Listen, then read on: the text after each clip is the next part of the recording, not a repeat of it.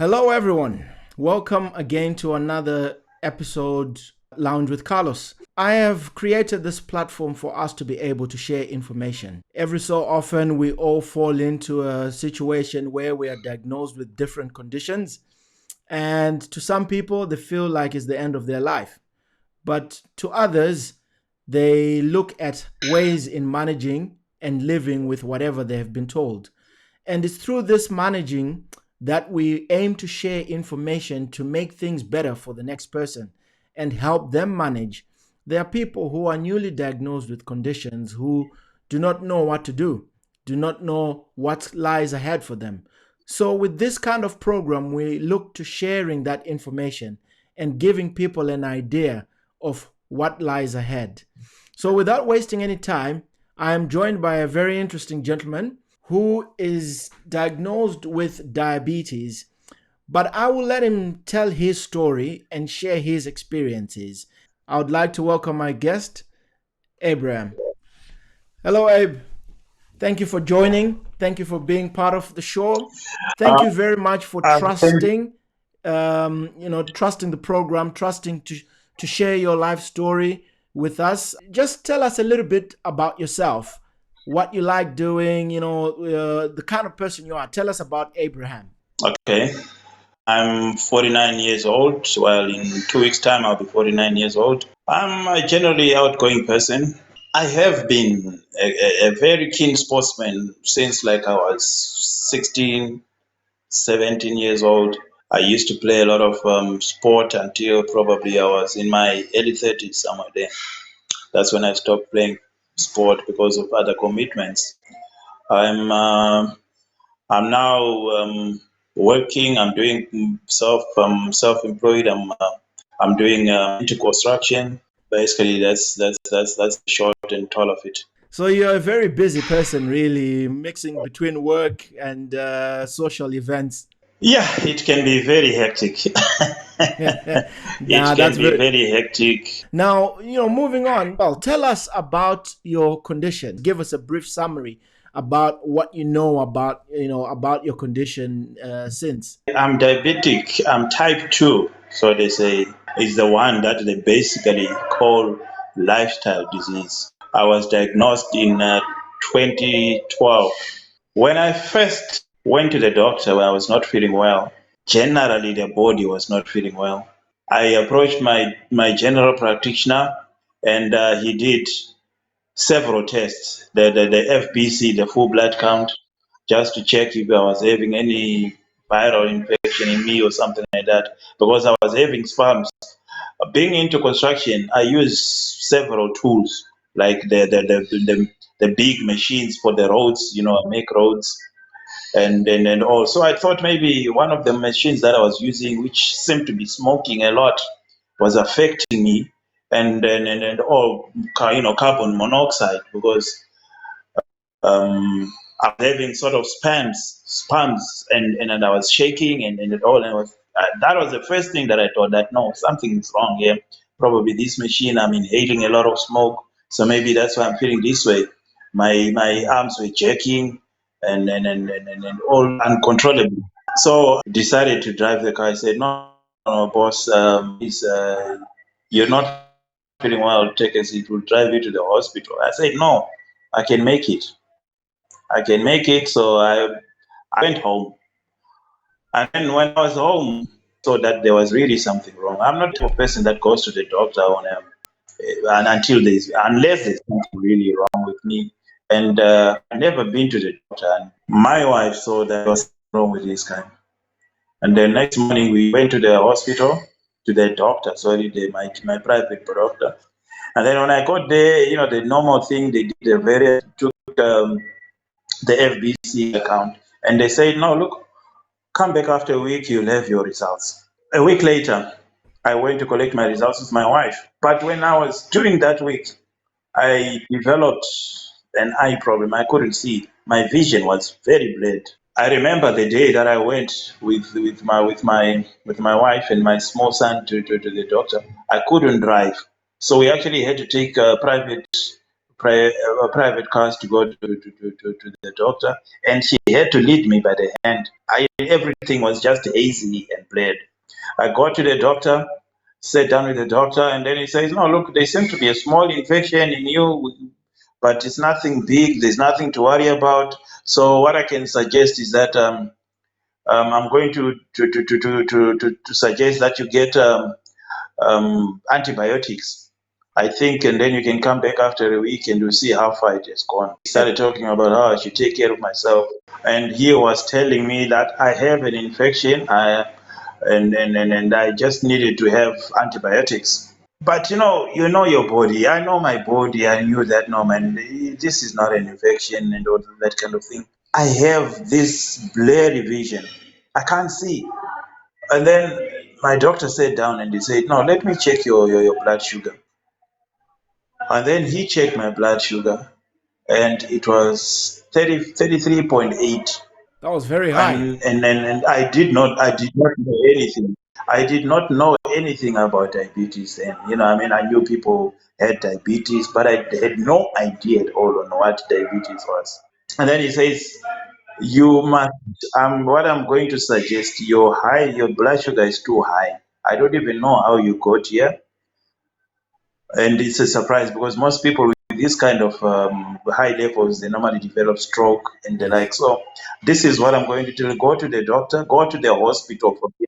Do not go home. Go straight to the hospital, and then from then on, they'll tell you what you need to do. Don't go home. So that's when I started panicking, and I'm like, "What's going on?" And then he gave me a referral letter. Went to the hospital, the nearest hospital that was near my house. And then when I got in, I was immediately admitted, and then I was immediately put on the drip. And that's my journey. That's how it started, my journey for being diabetic. At this point, when you were being told the blood sugar result, which was 33 point something, you had never known anything about diabetes. Did you have a family history of diabetes? I only know of one, and that was my aunt on my mother's side, my mother's sister. Okay. She's the one that had diabetes, and she passed on some years back. I think it was 28 or something like that. Yes. So that's the only person that I knew from my family. Quite an insight to your story to so far, and I think in general there's a lot of people who are probably facing some of the symptoms that you were having. They live with them in silence and brush them off. And majority of it is probably us men, because we usually act the tough guy, don't we? We take our time to see a doctor. We let things fester forever before we eventually get someone close to us pulling us by the shoulder, to go and see the doctor. So I can imagine this whole experience that you're going through at this time, and just homing in a little bit at your state of mind at this time when you are being told that you are diabetic. Just paint me a minor picture of what was going through your mind when you were being told this diagnosis. The first thing when you hear you're diabetic, the next thing you start thinking about is, when are you going to die? You know, because you read in the newspaper that such and such a quality is passed on from diabetes. You hear that a certain footballer who quit football to 10, 15 years ago developed diabetes, mutated, and then passed on from diabetic complications. Hmm. So, in as much as you might not have taken an interest in diabetes, but the moment that it hits you that you are actually diabetic, then you all sorts of negative things start going in your head. You start wondering what is really going to happen with your life. It's going to change. Hmm. Like when I was in the ward, when I was admitted at the hospital, the nurse that admitted me sat me down with my wife so to counsel me. First said is, "I have to be frank with you. Um, this is controllable. Yes, you can control it. And between the two chronic diseases, high blood pressure and diabetes, I would prefer to have high blood pressure than diabetes, because the complications of diabetes are just too much. They're too widespread, and your life changes completely. So when you hear those things being said, and you know the kind of life you've been living, I was not really taking care of myself. I have to admit. I would eat anything I want. I could drink as much as I needed, or what I felt, and I was not taking care of myself. And on top of that, for someone that had been a sports person for a long time, Mm. for years, so to speak, I had stopped doing any exercises for I think about 6, 7 years prior to me being diagnosed of diabetes. Mm. So all those things, they were a contributing factor to me actually getting this chronic disease. Um, I put on a lot of weight from someone that was around 75, 80 kgs. At that point, when I was actually diagnosed, I was about 135 kg. So And I had piled on a lot of weight. yeah, I mean it's interesting what you're saying, Abe, because that was actually gonna be my next question, because obviously with you being diagnosed with diabetes, it comes with a lot of life changes, from many aspects, be it your daily diet changes, your hobbies maybe change, your life in general changes. Can you just give us a picture of the changes that have happened in your life, since the diagnosis, things like your hobbies, your social interests, the diet, basically your lifestyle. What changes do you feel have happened since the diagnosis? For someone that was very outgoing, it was actually a huge change. I was someone that liked spending time with my friends, going out, drinking, um, having pies, eating the food out there in large quantities. We literally starved ourselves to death, so to speak, and we drank ourselves to a stupor. So the first thing that I had to do was I had to adjust, and I had to completely make a U-turn from kind of lifestyle that was the outgoing lifestyle where I had to go out, praying with people, drinking, and the social life basically changed. The food itself at home, everything just, I can't. I mean, for example, when I went to the dietitian, she asked me, "What do you eat in the morning?" And I said, "I can just go to work. I am on the way to work. I can pass through a station and pick up a sausage roll or a bagel or something like that on my way to work, and I can then sit. I can even have one meal a day Mm, during the day, and mm, then I can have my supper at night." So that's when I started going through this process of going through the dietitian, knowing what and how I have to eat, the times that I have to eat, what I need to stop eating totally, you know, mm, because carbohydrates, for example, you cannot have a lot of bread, for example. You cannot have a lot of rice, for example. So for someone that grew up eating what we call back home satsa, the pap meal, yes. suddenly you find that you cannot have that. It was a huge, drastic change. You also find that your immune system, it starts to deteriorate. You can easily get flu. You always have to be taking care of yourself.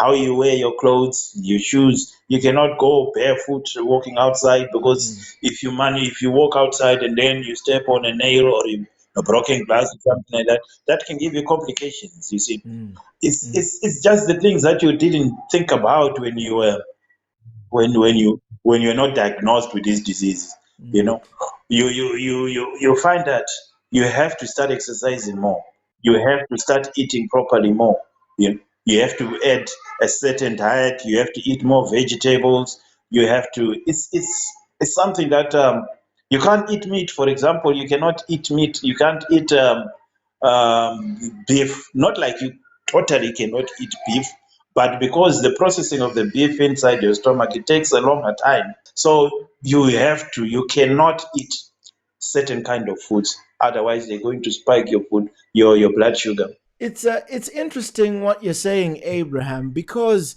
I keep referring back to the reason why we do this program, because it's one thing reading about these things, whether it's on Google or in a textbook or in a magazine, but it's hard to comprehend it if you don't have the actual human experience, to share that experience, which is what you're doing. And it's this, like you said before, it's the small things that you never thought, that you took for granted, that have suddenly become the most important things that you should always have in the front of your mind and not at the back of your mind anymore. Like you're saying, you can't just walk out, and can't just walk out without shoes on. You have to be careful how you dress, and where you're going. These things become the reality of your life. Just on that aspect of life change, and the changes that happen, how long did it take you to adjust from you being diagnosed with the diabetes to you feeling comfortable to say to yourself, I think I'm managing? I think it's 12, I think, close to a year before I could actually accept that I'm diabetic.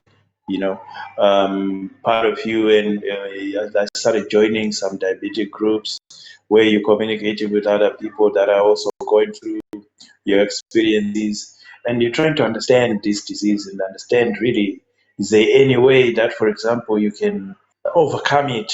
I was so sure that no, man, there's no way that I can be diabetic. In my family, there's no one who's diabetic. Where would I get the diabetes from? So I always thought at the back of my mind that no, look, something that it'll just go away. The first days I thought I would just wake up one morning and that diabetes is gone. But then you find that you wake up one morning and your sugar levels is so high you cannot even get out of bed. And then when you check your blood sugar, you find that it's 28. And then you try to trace back way, and then you realize no, the beggar that you had there with your body yesterday is probably the one that spiked that blood sugar level. It slowly started sinking in that no, I have to. I'm diabetic now. I Mm, started trying to exercise more.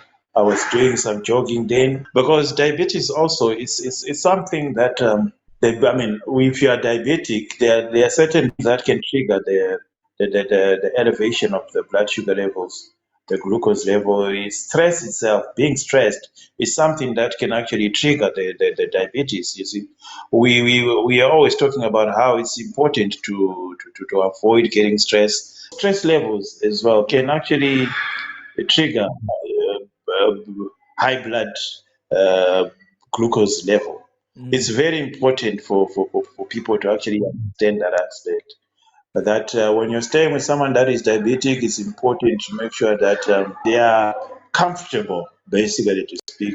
You try mm, to make them as comfortable as possible. It is something that a lot of people don't understand. Having support if you're diabetic, it's something that is very critical because it starts from the meals that you take, the daily, the everyday things that goes on. Um, you find that if you don't have someone that understands what you're going through, obviously, some people, the moment that they hear there's someone who's diabetic in the family, they start researching for themselves, mm, getting some of them they study you from the time that someone is cooking a meal for you. For example, I always say that why I got diabetes. My wife had to go away for a few months. She had to go home. There was a crisis back home. mhm, So for that months that she was there, I stayed by myself, and I cannot cook for myself. I'm not a cook. I can't cook at all.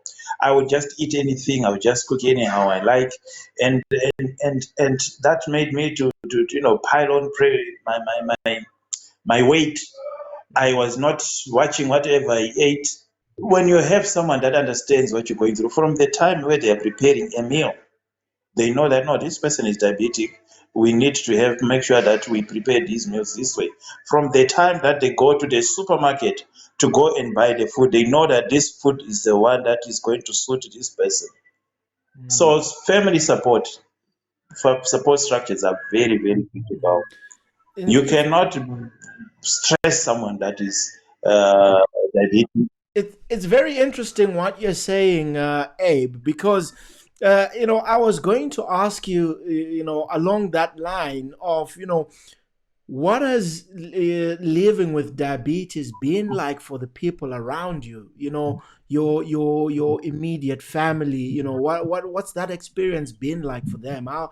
It was very difficult for them the first days when you were told that, no, look, but this disease, you brought it upon yourself. But why should we not eat our food because you don't eat fatty foods? Why shouldn't we fry our chicken because you're not supposed to eat fried chicken, but as time goes on and they start to understand why you are having to do it, especially when you keep having these elevated blood sugar levels because of what you eat.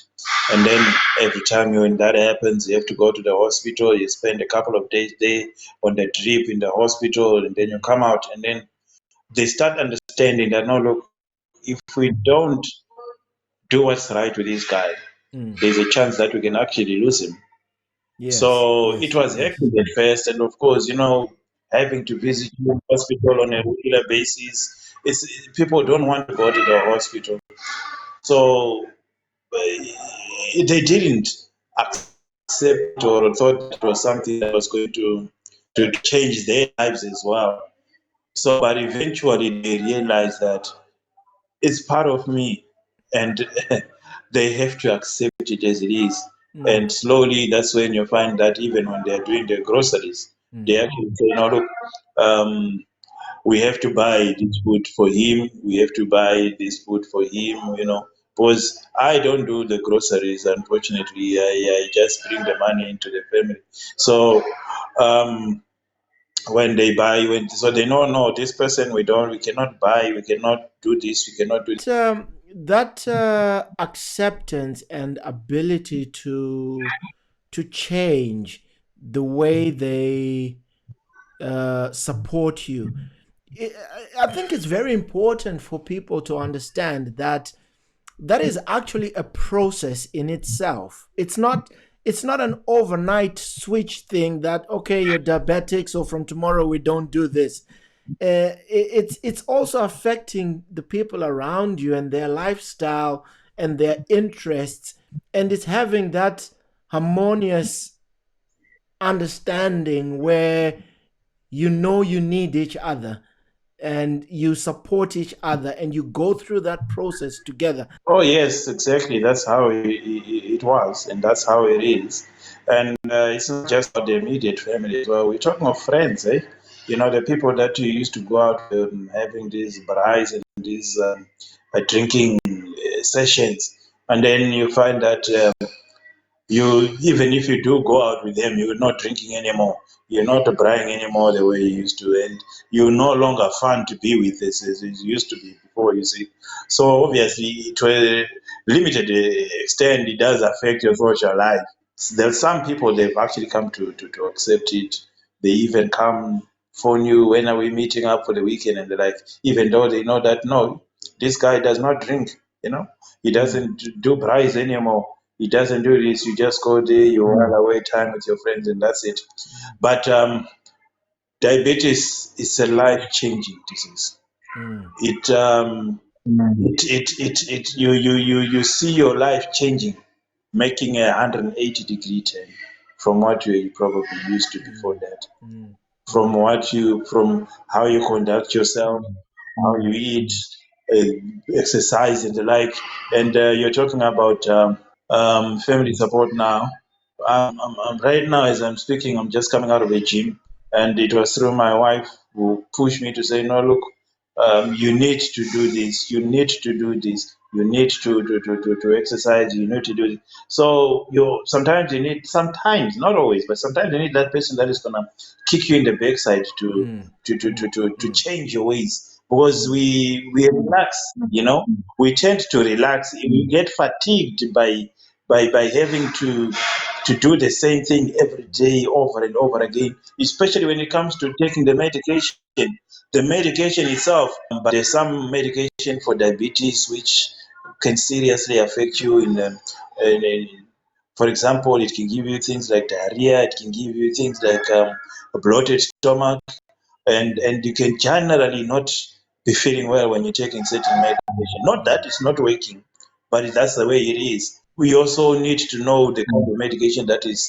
going to suit you and not giving you problems as you go. It's a trial and error sometimes. Those things have got to be communicated to your doctor. And the doctor, because medications for diabetes, they can easily change, adjust, try to give you the right dosage that is going to suit you. So people are different, and it depends with an individual. But the most important thing, try to know your body, try to know what works, understand yourself. Because even though the doctor might come and tell you what is wrong with you, but you must know your body. You must know when you're okay. You must know when you're not okay. It's very important to know yourself. Mm. No, that's a pretty powerful message that you're sending for people out there, Abram. And I really every time I've been hearing you speaking and listening to what you're saying, you have encouraged me even more now to persevere with this project and of creating an awareness, because a lot of information that you've just shared there is so intricate that you probably won't get it in that kind of detail anywhere else. And it's not every day that somebody who has a condition is willing to share that experience, and you've given insight to someone else who will be diagnosed with diabetes tomorrow, or someone who's actually diabetic at the moment and is struggling to uh, go through those changes, that you're mentioning, those challenges of changing your food, changing your behavior, changing your dress, all those kind of things. Someone is struggling out there to do that. But diabetes being a manageable condition, this is the kind of message to drive to people to say, look, it's normal to go through these things. This is what everybody else who's diabetic is going through. It's just going through that phase of adjusting to the changes. I agree with that 100%. How you manage it is very critical, you see. Much as it might seem like it's a death sentence, it's not a death sentence. People have gone on to live for 50 years. How you conduct yourself, how you manage these things will also determines how far you can actually go. It's very important to make sure that you take your medication when you're supposed to take it. It's very important that you eat right, you know, cut down on these carbohydrates and sugary, whatever. Um, Exercise. They say that aging starts from the feet. You start aging from the feet. So it's important to always be on the move. Drink a lot of water. Always drink a lot of water. Make sure that you always have some water next to you at all times. So how you manage it, as you say, it's of paramount importance. I've noticed through the 9 years now that I've been diabetic that every time I on how I'm managing my diabetes, suddenly start having problems, and I see the complications. So whenever I go back to doing the right thing, I actually find myself getting better, getting well, being normal. You used to say an old people's disease because back then it that used to affect people that are from the age of 50 going. But because of the life that we're living now, you're having 15, 20-year-olds getting diabetes with diabetes too, which we call the lifestyle disease. So managing how you eat, managing when you take your medication, managing your exercises, that's the only way that you can actually have a fruitful and diabetic free, so to say, life. Mm, It's a lifetime disease. I know you'll always have it for the rest of life, but I've had cases where people have actually reversed their diabetic condition through proper eating, through the right exercise, and the general conduct throughout life. mm, So it's possible, I believe, that if one is eating right, one is exercising right, one is managing their diabetes right, they can actually lower the amount of medication they take, because there are people that are taking a lot of medication, mm, which is why sometimes you see people um, deciding to default on their medication, because there'll be too many medications that they have to take. mm. So as you manage your diabetes, the doctors can reduce the amount of medication that you take, and that's what we're trying to look at. Yeah. Now, Abe, just going back a little bit to, to what you're saying about, the community structures, things like your diabetic groups. Are those within your social circles, or are these provided by by the hospitals and, your health providers? Or is this amongst your community that you've decided to do this? Before you answer, the reason why I'm asking this question is because I'm trying to encourage people to support each other, because a lot of people suffer in silence and think they're the only person going through something. And it's trying to drive this message to people and encourage people to say, you can support each other through these things.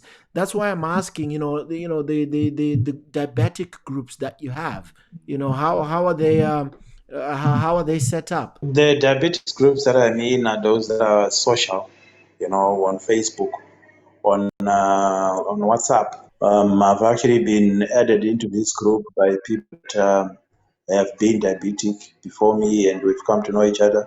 So there are actually quite a lot of groups that I'm in for people that are diabetic, and they've been very helpful because they give you information, some that you have to Google and find out for yourself, and and understand why you're probably going through. If you're not inquisitive, if you're not probing, getting wanting to know the information more, you won't understand the disease. Mm, So when you go to your doctor, sometimes maybe you've been through these social groups, you've got some information, those things you can actually go and ask your doctor and say, no, look, doctor, I understand there's a certain medication that is like this that can help me. Is it possible that you can administer to me, or is it something that you don't recommend?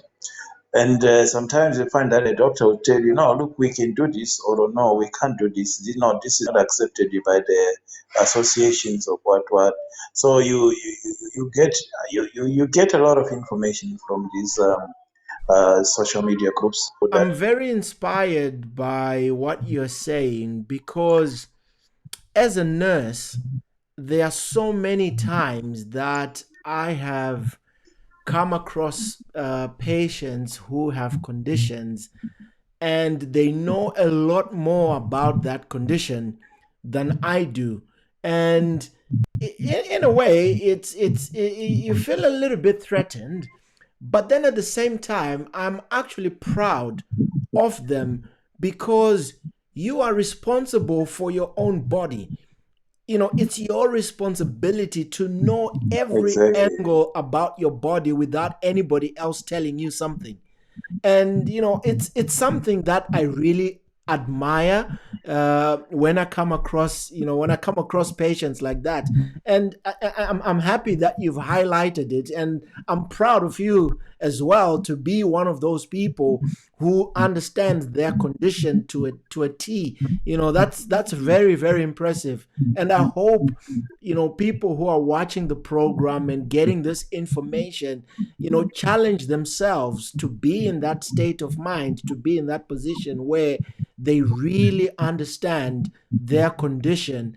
And it makes it easier for the medical management, of that condition. If you know it and you understand it, your ability to comply is significantly improved. Yes, that is very true. In most cases, I mean, since I've been diagnosed and I'll go to the hospital for my checkups, I'm not trying to criticize the nurses or something. A lot of them, quite a sizable number of them, actually do not understand what diabetes is.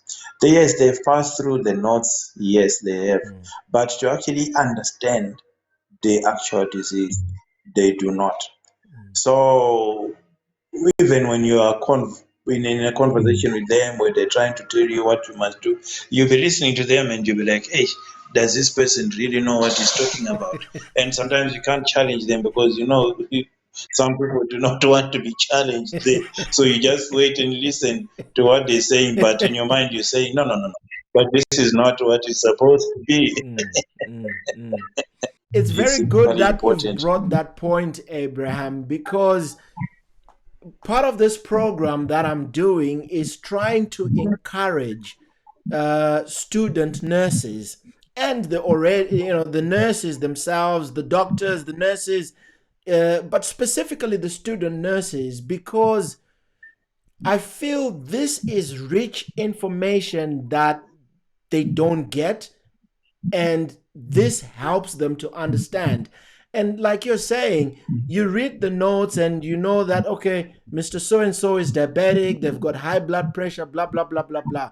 But sometimes to put all that into context is different. If you have no experience, if you have no understanding, it's completely different. And I'm actually encouraging a lot of people to say, look, you have to support this platform, you have to support this agenda, because it's the benefit of everybody. It's not just about the patients or the people knowing, but it's also for us as clinicians to understand what you go through and be able to support you in a way that you need, not what we think.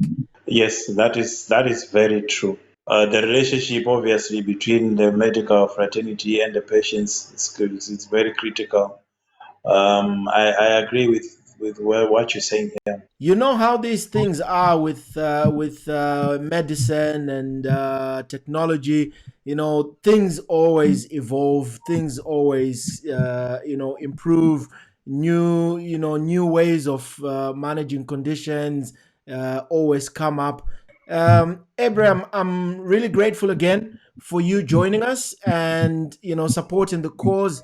And I want to thank the viewers for staying tuned and listening in. I hope this supports your different structures in your communities, yourself in understanding the condition of diabetes, how to manage it, how to live with it, going through that transition of change from what you deemed was your normal to a new beginning, a new life. As always, it's a pleasure to host you guys.